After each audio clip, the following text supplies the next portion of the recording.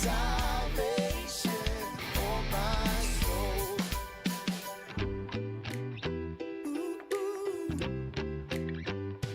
Oh, I am foolish.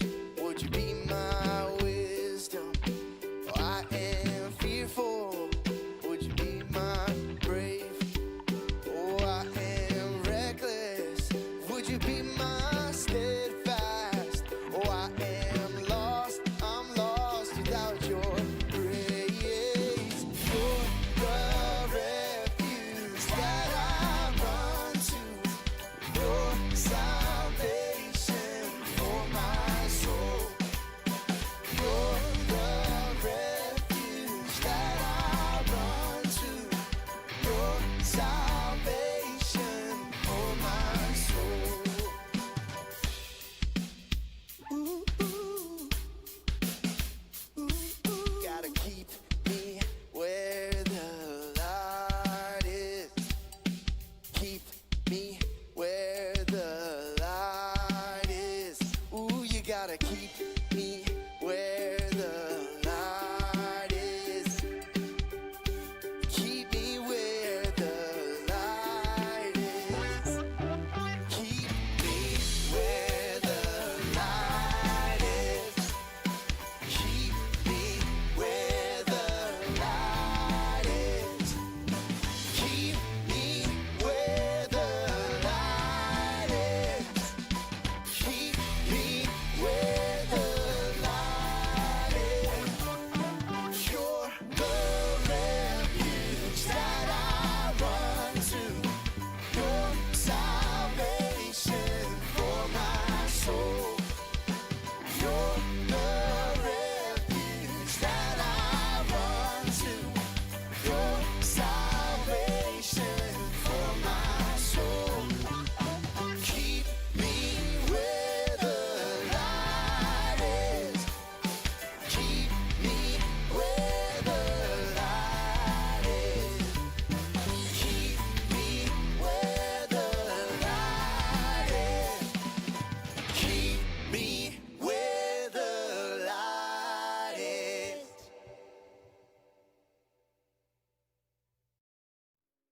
Hello and welcome to NewPointe. We're so excited you could join us today.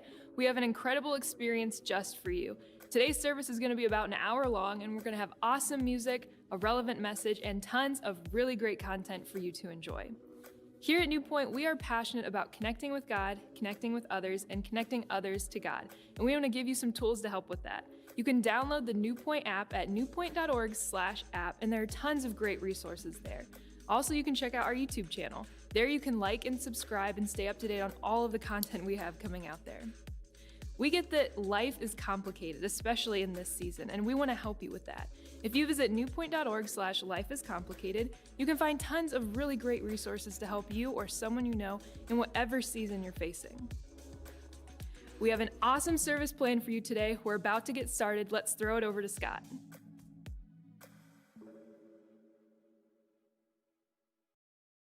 Hey, thanks, Alyssa. Like she said, my name is Scott, and I'm the online campus pastor here at NewPointe, and we have an awesome day planned for you. Today, we're going to be talking about a concept that is so important in today's day and age, and that is boundaries. Now, we aren't just talking about someone invading your personal space. Most of us know better than that. Well, not everyone, but most of us. This year, we actually came up with a whole new word for protecting our personal space. You might have heard it. It's called social distancing. But that's not really what we're talking about today. What we are talking about today is setting appropriate boundaries.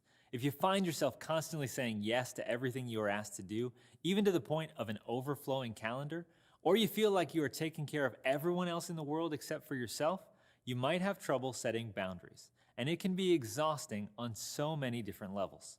With the dawn of smartphones and widespread social media use also came a violation of our personal boundaries. Most of us are accessible to the world 24 hours a day, and we are constantly bombarded by texts, emails, and social media notifications. And every single one of those requires something of us. What we have done is tell the world that we are available whenever anybody wants us. And that's not okay. And that's where boundaries come into play. You see, a boundary is literally a line that marks the limits of an area. Without that line, without that boundary in place, our limits get used and abused. People can trespass over our limits and take more from us than we are willing to give.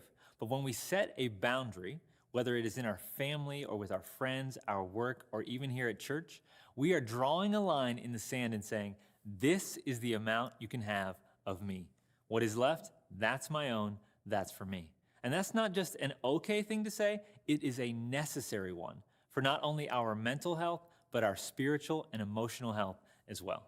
Today, we're going to hear from our lead pastor, Dwight, on setting appropriate and God-honoring boundaries in our lives. Right now, though, we're going to hear a life story from Melissa Strimbu from our Dover campus. Let's hear what she has to say. And that was a day I swore I'd never step foot into NewPointe again. I wanted nothing to do with this place.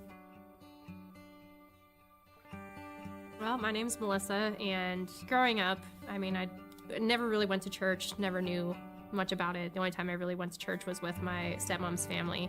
And then growing up, it was not the best childhood. My biological mom left my brother and I when I was about 7 or 8 years old. Just when she was here, it just was not a good situation. And, I just always kind of thought, what kind of parent walks out on their child, let alone a mom on their daughter? And it was at a time where I felt like, I needed her the most. And then luckily my dad met my stepmom, married her. My stepmom's parents really, they took us to church whenever we would go down to visit them. They became a big part of my life. I didn't make wise choices growing up. Looking back, a lot of it is because I never accepted Jesus. I never really knew him. June 3rd, 2007 is a day that I will never forget. I was actually taking my daughter to get christened and found out that someone that I had known growing up got killed in Iraq. So here I am taking my daughter to give her to Christ, even though I had never given myself to Christ. And I was so mad at him because he took someone who was so important to me. How do you put that on someone's heart when, they're taking their kid to give them to you? The funeral for Keith was actually here, and I'll never forget walking into this building and seeing his casket. And that was a day I swore I'd never step foot into NewPointe again. I wanted nothing to do with this place. Fast forward, and I met somebody and was in a relationship with them, and he came here and his family came here, and it took probably a good 2 years for him to finally convince me to come back here. And I was so mad at God, and because I still couldn't forgive him for taking somebody so close to me and in that fashion. I had tears in my eyes the whole way up the driveway. I had tears in my eyes pulling in, and I was shaking, and I was like, I don't know if I can do this. I don't know if I can do this. But I kept hearing that little voice being like, it's okay. Like, you can do this. It's okay. Just go through the doors. And now looking back, it's like, that was God telling me, hey, I have you. Like, I'm not gonna forsake you. You're okay. Like, this is part of your healing process. I started coming here. We didn't come here regularly, but then we started coming more and more. Dwight was talking about serving the one Sunday, and I was like, I think I want to serve here. I actually talked to my daughter about it. I originally was like, well, maybe I'll do rainforest, or maybe I'll do this. And my daughter was like, I think you should serve in Remix. And I was like, wait, you want me to serve in Remix? Where you are? And she's like, oh, wait, never mind. And then I met with Jamie and started serving in Remix. I ended up getting the incoming 6th grade girls in Remix, and everything had changed for me. I was trusting God more. I was leaning on him more rather than my own understanding. I was putting my faith in him. If God hadn't put me through everything that he did, I wouldn't be able to help them. I wouldn't be able to comfort them and lead them. I literally pledged myself to Jesus in this same building that I swore I'd never be back in. The day I got baptized was probably one of the best days My daughter and I woke up, and from the moment we woke up, we were just pumped. It was just a whole different feeling. We walked through the doors, of course, everyone's standing there to greet you, and it was just an immediate wave of, this is happening, this is it. My life is changing, and I'll never forget. And I actually took a picture of the I Have Decided shirt, and I posted on Instagram, and I said, big things happening.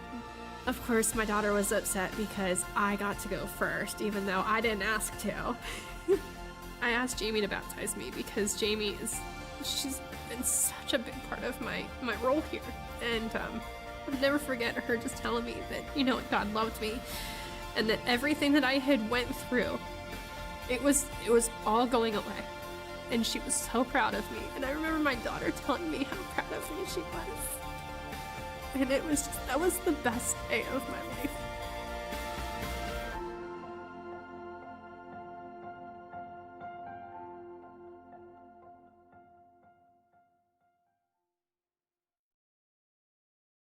Do you consistently have the feeling that you're being used, maybe undervalued, underappreciated? Do you find your schedule getting fuller and fuller and fuller, and you becoming busier and busier and busier?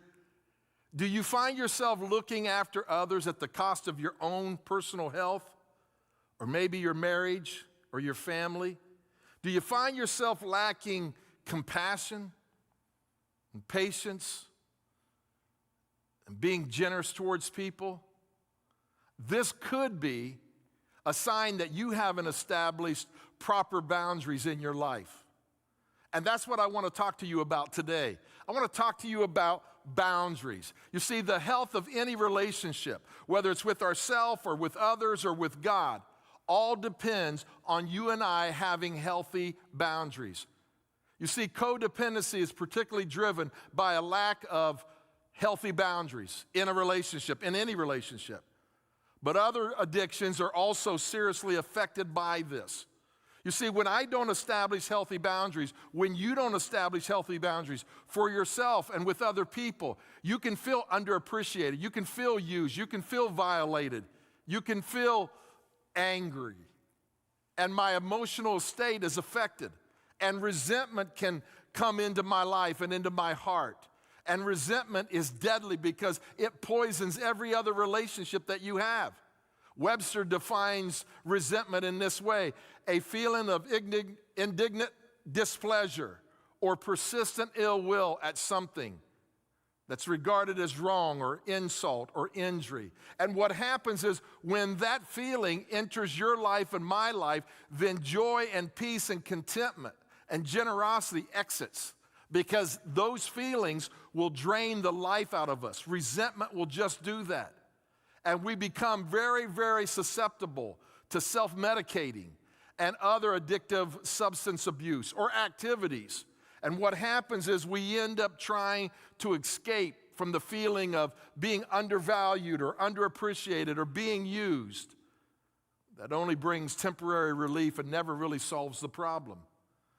And so what we have to understand is part of our healing, if you're going to be healthy, if I'm going to be healthy in our relationships and in life, is learning how to set boundaries that minimize the resentment and pain so that we can be kind, we can be compassionate, we can be generous.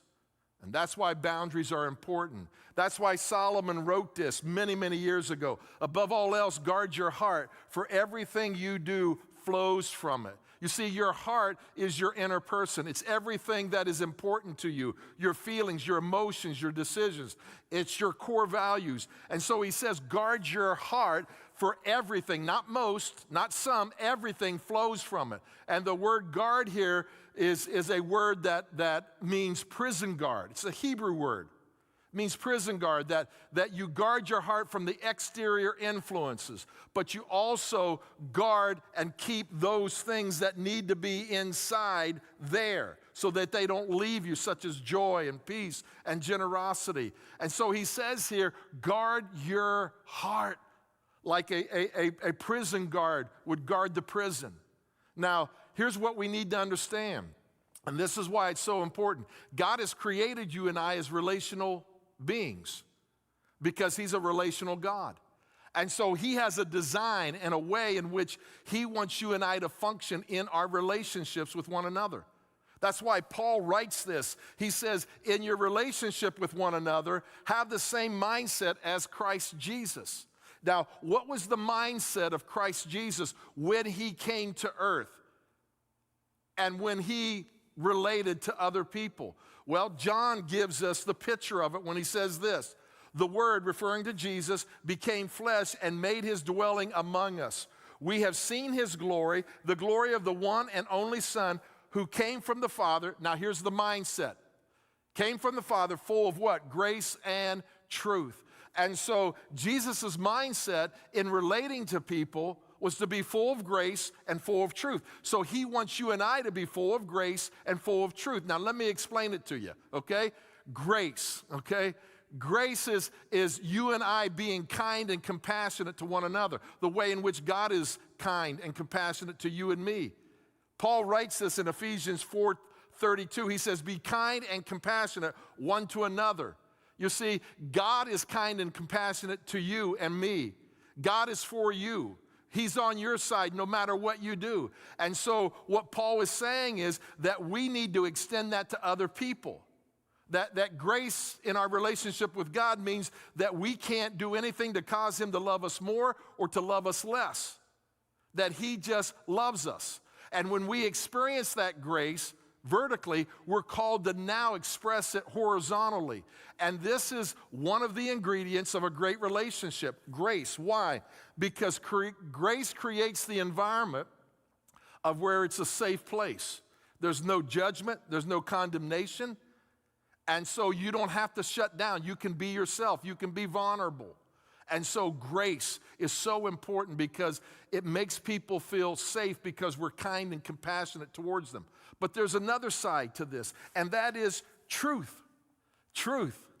You see, Jesus combined the two, of grace and truth. Our tendency is either to be a person of grace or a person of truth. But we're called to be people who have grace. We create that safe place, but truth. And when we do that, what happens is it breaks down the barriers of relationships.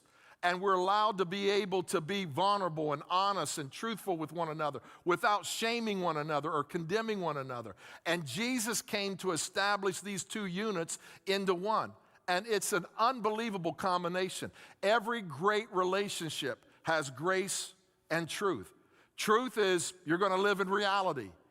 Grace is you're going to provide a safety net there so that you can tell the truth to one another. You see, truth provides the structure that we need so that we don't end up wrecking our lives. Grace says, I'm for you, and you are safe with me. Grace says, you know what? You have a safe place. Truth says, I need to give you some feedback so you don't ruin your life. You see, Ephesians, Paul continues and says this, instead we speak the truth in love, growing in every way more and more like Christ. You see, we all need grace and truth in every relationship because we all need to grow. We all need to develop. And that's part of setting healthy boundaries. Solomon says it like this. He says, faithful are the wounds of a friend who corrects us out of what? Love and concern. That's grace and truth. But the kisses of an enemy are deceitful because they serve his hidden agenda. And so what he's saying here is that every relationship needs to be full of grace and full of truth.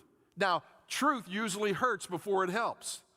And a person of humility wants to live in reality. They want to live in truth because they want to grow. Because they understand that I need grace. I need to be able to have a place of where it's safe to be who I am. But I also need somebody who loves me enough to tell me the truth, okay? And they correct me and they challenge me out of love. And so it's the law of relational physics, okay? That we need grace and truth. And so we need to be able to set proper boundaries because it's so important. And there's a couple of reasons why this is necessary in all of our lives. Let me give you two. One is people are out of control. There's people in your life that's out of control, okay? And you know who they are right now. They present themselves as being more important than everyone else. Their needs are more urgent than everyone else. And if we're not careful, we will give control over to them, okay? And what we need is boundaries to strengthen our relationship. Otherwise, we find ourselves out of control. And Paul understood this, and he writes this to a group of people who needed to understand that they were boundaries in their relationship with God as well as with other people. Here's what he writes. He says, let us conduct ourselves properly and honorably as in the light of day, not carousing or drunkenness, not in sexual promiscuity, check this out, and irresponsibility, okay? Not in quarreling and jealousy, okay? That's so huge. What he is saying here is that, you know what? There are some attitudes, some behaviors that are off the chart. They're impulsive, they're destructive, and people can act them out, and they will end up destroying relationships and people. And so we need to be able to respond in grace and truth. But sometimes people who are out of control, they reject the grace and the truth. And probably the best example of someone who is out of control is an addict. An addict is controlled by something. It may be alcohol, it may be drugs, it may be pornography, it may be some substance or behavior, but everything in their life centers around that. And what can happen is that person can begin to take responsibility, okay, in an unhealthy way for their problems, for their pain, for their emotions. And you end up trying to fix them. You end up trying to rescue them. You end up enabling them. You end up caring more for them than they care for themselves. And that's called codependency, and that's not healthy. And so what we have to realize is that we need boundaries because there will be people in your life and my life. It may be a son, it may be a daughter, it may be a spouse, maybe a friend, who their life is out of control. And what happens is they're going to want you to fix them. They're going to want you to rescue them. And what we have to understand is until the pain of remaining the same becomes greater than the pain of change, there'll be no change. And so people are what? Out of control. But there's another group, and that is people who are controlling. We need to set boundaries for people who want to control us. They don't respect boundaries. They don't hear and accept the word no. They exhibit unhealthy behaviors such as anger, manipulation, all right? And this ultimately causes hurt in one's life. And without proper boundaries, there's no limits to the amount of control that they will exert. And they will do whatever they need to do to get what they want because they feel the necessity to control others. And here's what I would say to you. No one has the right to control another person. The only person who has the right to control you is Jesus Christ. He's the safest one. See, Paul says it like this. He says, it is for freedom that Christ has set us free. Stand firm, okay? Set boundaries then. And do not let yourselves be burdened again by the yoke of slavery. This is the good news. Jesus died so that you and I could be free, so that we would be able to choose. And you should be free to choose how you spend your time, how you spend your money. You should be free to express your opinions, your thoughts, your feelings in every relationship and what is important to you. You should be able to say, this is what I want. And you should be able to say, this is how I want to be treated. And this is how I want to be respected. This is how I want to be loved. You see, what happens is you need to be able to determine those things. And yet we can have people in our life who don't want you to have that freedom. And if we're not careful, if we don't have healthy boundaries, we go along to get along. And you know what? We become resentful. We become bitter. And so what happens is our relationships suffer in other areas. And if we have a thought or opinion, they blow up. And so what happens is they blow up because they want to control you. You see, there's two ways in which people control other people. One is through anger. If you don't give me my way, then I'm going to get angry and I will blow up. The second way is through guilt. That if you don't let me have what I want, then I will be hurt. I'm not angry. I'm just so hurt. And I'm telling you, guilt is just as powerful as anger. It's just as controlling as anger. And so whether it is a person who is out of control or a controlling person in your life through anger and guilt, you need to be able to set boundaries so that you can be a person who's compassionate, kind, loving, and generous, and not resentful and angry. So let me give you some things that I believe that will help you, okay? First of all, refuse to rescue. Refuse to rescue. You cannot be all things to all people and still have enough strength and care for your own self and for those who are important to you. Knowing what you need to own and taking responsibility for that gives you and I freedom. You see, you don't own your life and your choices and your options, okay, if you don't have boundaries. You've got to have boundaries. You see, you're not responsible for other people, okay?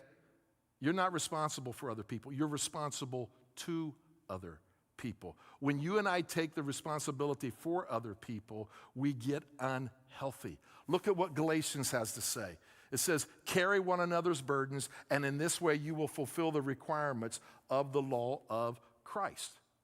All right? So we need to help one another. But he goes on to say this. He says, for every person will have to bear with patience his own burden of faults and shortcomings for which he alone is what? Responsible for. So what happens is, here's what he's saying, that you and I should not do for other people what they can do for themselves. And that means your kids too, mom and dad. We're to help other people who have burdens that are too big for them to deal with alone. But everyone has to carry their own load. And we need to do that. We need to be able to have sacrificial love and help people who maybe emergencies or things have happened that's out of their control.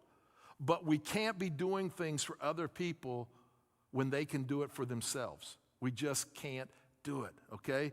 You see, the difference between a burden is that we're supposed to help other people with that. A load is the everyday cares of life, okay? It's the cargo. It's the daily toll that we have. And so you have to allow them to be able to work that out on their own. You have to be able to let them suffer their own consequences of their choices. Otherwise, people will train you. They will train you to rescue them and to enable them and empower them. And then what happens is you'll end up walking on eggshells around them. You see, what happens is people will disregard your words and your boundaries. And what happens is you need to be able to say, you know what, I refuse to rescue you. And so I need to be able to say, hey, you know what? If you continue this behavior, I will leave the room. If you continue this behavior, I will leave the house. If you continue this behavior, I'm not going to be able to give you my time, my money, my energy, or my heart. You see, Proverbs says it like this, a man of great anger will bear the penalty for his quick temper and lack of self-control, okay? For if you rescue him and do not let him learn from the consequences of his actions, you will only have to rescue him over and over and over again. Some of you, you're rescuing people over and over and over again because you have not allowed them to suffer the consequences of their own choices. And it's made you resentful and angry and mad. So refuse to rescue others. Secondly, be honest. Just be honest. Be honest. One of the most difficult things in placing proper boundaries is telling the truth. And this is because, whenever you tell the truth, there's a little bit of confrontation. But we must be able to have conversations with grace, safe place, but truth, reality, okay? And the moment that you're not able to be honest with others in your life is the moment that your boundaries begin to break down. Look at what Paul writes in Ephesians 4:25. So discard every form of dishonesty and lying so that you will be known as one who always speaks the truth. Isn't that a great quality? They always speak the truth. For we all belong to one another. See, your relationship with other people affects your relationship with your spouse and with your kids and with your mom and your dad and everybody. And so we need to learn to tell the truth. That's why Jesus, who was full of grace and truth, he says this. He says, if your fellow believers sin against you, you must go to that one privately and attempt to resolve the matter. That's grace. You create a safe place to have a conversation. If he responds, your relationship is restored. So you got to have the tough talk. We need one another to love us enough to tell us the truth with grace. And this is one of the functions of being in relationships, okay? You see, there are things that you may not be aware of, that I may not be aware of, that we may not perceive, or we don't understand how we're coming across or how we're affecting people. That's why we're called to be able to love one another and to be able to tell one another the truth. You see, relationships always involve love, but grace and truth. And so I'm not trying to condemn you. I'm not trying to judge you. I want a better relationship. This is about us, and so I'm telling you the truth with love, okay? This isn't selfishness. It's about stewardship. It's about our relationship. I want our marriage to be healthy. I want to have a great relationship with you as a son or as a daughter. And so what happens is you're not trying to fix them. You're not trying to enable them. You're not trying to rescue them. You're trying to be honest and truthful with them because you don't want them to miss out on God's best, and you don't want to miss out on God's best. Let me give you the third skill, and that is clarify your boundaries. Clarify your boundaries. This is so important, okay? Look what it says here. This is so important. Jesus says this. He says, let your yeses be yes and let your no's be no. Anything more than this comes from the devil. Wow. Basically, you're just letting people know this is okay and this is not okay. This is how I want to be treated. This is how I don't want to be treated. And when you do that, you will find yourself being more compassionate, empathetic, and generous. You see, when you let people do things that are not okay and get away with behaviors that are not okay with you, what happens is you'll become hateful and resentful. And it's much better to be loving and kind and generous and compassionate and straightforward with this is okay and this is not okay than to be resentful and hateful and angry. You see, we have to remember that no is a complete sentence. You don't have to add anything to it. Jesus said, let your yeses be yes and your no's be no's. And if people don't like those, if they don't like your limits, they don't like your boundaries, empathize with them. Be kind and compassionate. But stand your ground. Be firm. And when they ask you why you said no, just say, well, that just doesn't work for me. It doesn't work for me. You know, it doesn't work for me the way in which you're responding. It doesn't work for me the behavior that you're exhibiting. It doesn't work for me the words that you are using. It doesn't work for me the tone of voice that you have. And so you clarify your boundaries. And then you love at all times. You love at all times. You gotta love at all times. That's grace and truth. The foundation is love. See, Jesus said it like this, the one who's full of grace and truth. He says, a new command I give you, love one another just as I have loved you. How does Jesus love you and I? Grace, he creates a safe place, and truth. He's going to tell us the truth. He says, as I have loved you, so you must love one another. So we're called to love one another with grace, create a safe place to have a conversation, but with truth, honesty, to love one another. Now, what is love? It's not a feeling, okay? It's a choice. Look at what Paul says about love. Love is large and incredibly patient. Love is gentle and consistently kind to all. It refuses to be jealous when blessings come to someone else. Love does not brag about one's achievement nor inflate its own importance. Love does not traffic in shame and disrespect, nor selfishly seek its own honor, okay? Love is not easily irritated or quick to take offense, okay? That's the grace part. Here's the truth part. Love joyfully, though, celebrates honesty and finds no delight in what is wrong. Wow. That's the truth part. See, Jesus was full of grace and truth. And if we're going to have great relationships, we have to have the mindset of Jesus. That means we have to be full of grace. We've got to create a safe place, but we have to be full of truth. We've got to be honest with people. And those two ingredients will allow you and I to set boundaries so that we can be kind and compassionate and generous with other people. Otherwise, we'll be resentful, angry, and hateful. So let me leave you with some questions, because you need to ask yourself these questions, okay? Are there people in your life that you need to stop rescuing? Are there people in your life that you need to be honest with, truthful? If so, who and what? Are there places in your life that you don't have clear boundaries, and the fact of the matter is you're resentful towards them, and you're angry, and you need to clarify them with the people in your life, maybe a husband, maybe a wife, maybe a son, maybe a daughter, maybe a friend, maybe a coworker? See, what I want you to do is I want you to make a list of what and who takes up the majority of your time. And does it line up with your values, with what you believe is important, what you believe God has for you? And then finally, is there someone you need to show love to?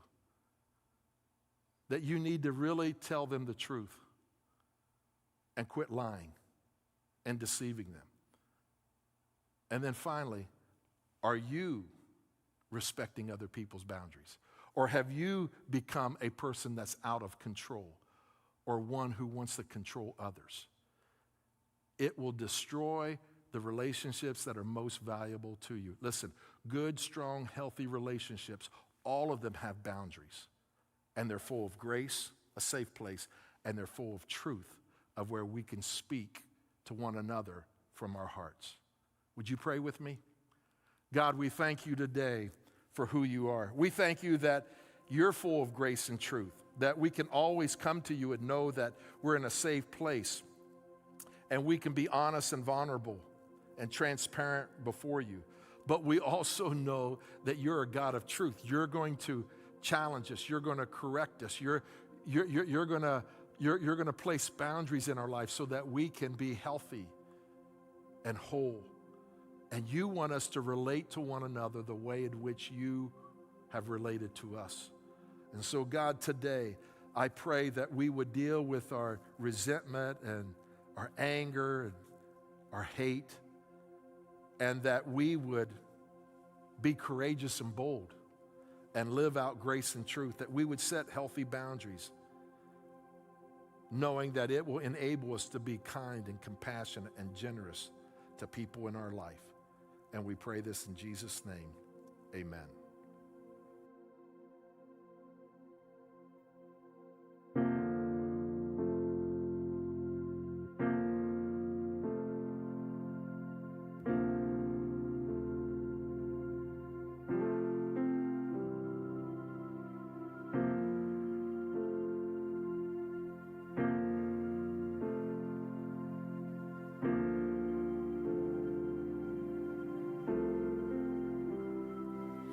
I will sing of your goodness, I will sing of your love.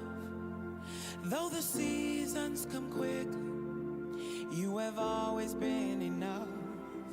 Though the night may get darker, though the waiting seems long, you have always been faithful to remind me of your love.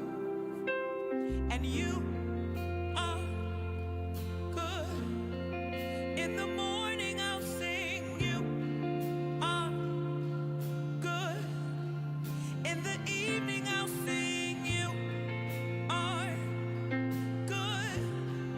You are good to me. Yeah, yeah, yeah.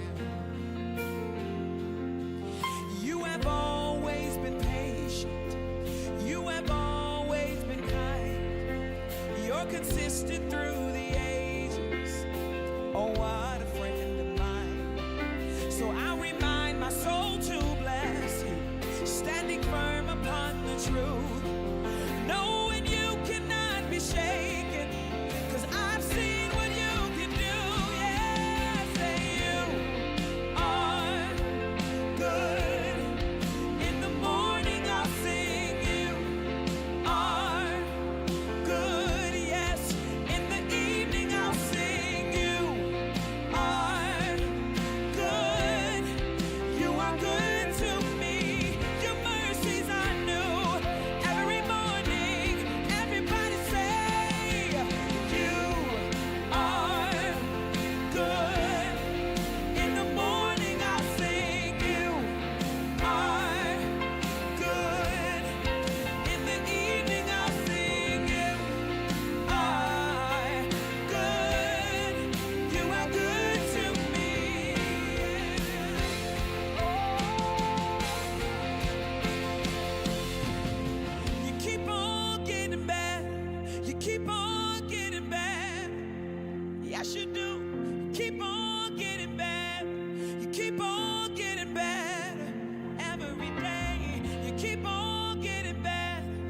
keep on getting better. Oh my God, you keep on getting better. You keep on getting better. Come on and say, you keep on getting better. You keep on getting through the storm and the rain. You keep on getting better. You keep on getting in sickness and pain. You keep on getting better. You keep on getting better. Yeah. You keep on getting better. You keep on getting better. You are good. In the morning I'll see you, yeah, are good. And in the evening I'll say you are good. You are good to me. Yes, you are. Yes, you are, Lord. You are good. In the morning I'll say you are good. In the evening I'll say you are good. You are good to me.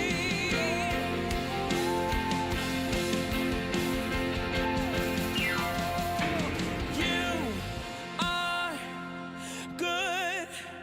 In the morning I'll sing you are good.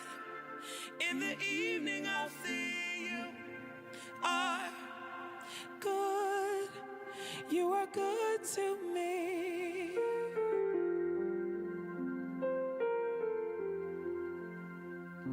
You are good. In the morning I'll sing you are good. And in the evening I'll see you are good. You are good to me.